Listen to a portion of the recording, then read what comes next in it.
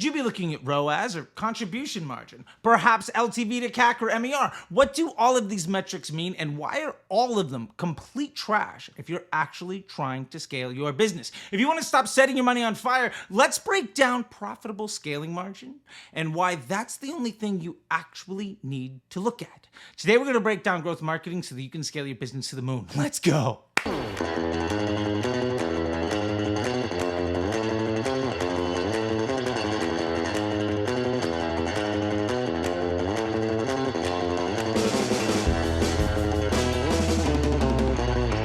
So first thing I want to do is just thank you for being around here. These videos have been blowing up my channel and I really appreciate it. And go ahead and like and subscribe to these videos. Apparently 2/3 of the people that watch aren't subscribed and it means a lot. And if we can get to 30K by the end of the year, I'm going to be doing a $10,000 giveaway.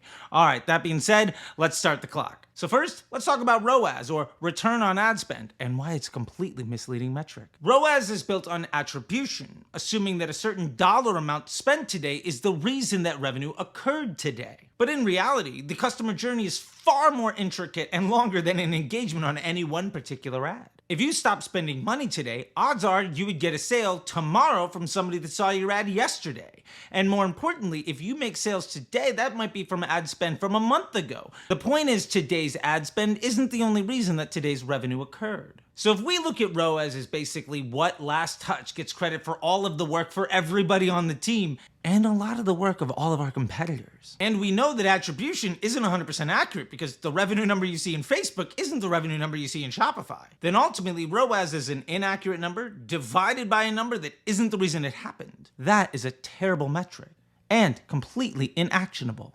And a quick note, MER is basically just ROAS at a bigger level. The reason you got revenue today isn't because of all the ad spend today. It might have been somebody on a subscription that signed up 6 months ago. Does that really tell you that if your email drops today and it does really good that you should crank up the ad spend on your retargeting ad? No, it's not actionable. It's basically just a report card out of context from yesterday. That's not predictive of tomorrow's behavior. Now lately, one of the most popular metrics du jour is LTV to CAC.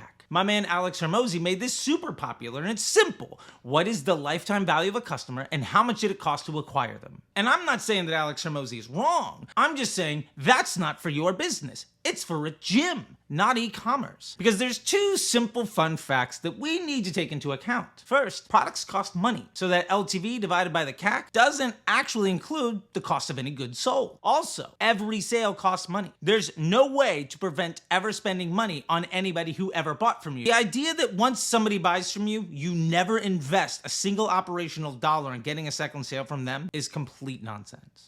And for that matter, our customer acquisition cost is kind of a nonsense metric. How much did you spend today and how many new customers did you get today? But that has, again, no actual information on the cost to get that customer, and the cost to get that customer is completely different than the cost to get that customer. So while the lifetime value is a number we can have 100% confidence in, that CAC number is something that is impossible to be accurate and is not inclusive of all the added costs to get you from first sale to completed lifetime value. So now let's talk about contribution margin. This is often seen as the true profit per sale. And optimizing for contribution margin puts a focus on maximizing the profit per dollar spent on day one. One of the biggest gaps here is that it completely ignores lifetime value. This approach limits the ability to build high-value customer journeys because of the focus on short-term decisions. This places a priority on day one profitability instead of stability of the marketing funnel, so you can't optimize for people who are of more value if that value comes after the first sale. Instead of making a one-time $10 profit, what about acquiring a customer who will spend $180 more later on? Also, that first sale is the least profitable.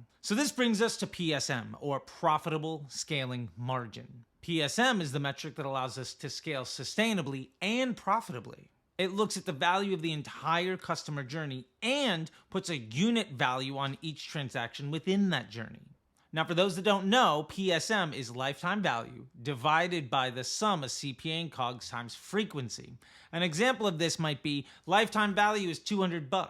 CPA and COGS is $40 and the average person buys 2.5 times. That ultimately gives us a PSM of 2, meaning every dollar we spend brings 2 in return over the lifespan of that customer. Unlike ROAS, LTV to CAC, contribution margin, or MER, this gives us a very actionable insight in that it tells us how much more we could spend to acquire the average blended transaction in our customer journey. This also allows us to scale with much greater confidence because it takes into account the change of the customer journey and also the change in volume in transactions. Basically, the more sales you get, the lower the margin can be, and you'll still make more money. So next time you look at your metrics, consider looking at the full picture. Look at it like a growth marketer instead of performance marketer. And what I'll leave you with is this. Performance marketers are like hunters. They live and die by their ability to kill more calories than they eat. People lived in caves for 100,000 years based on hunting.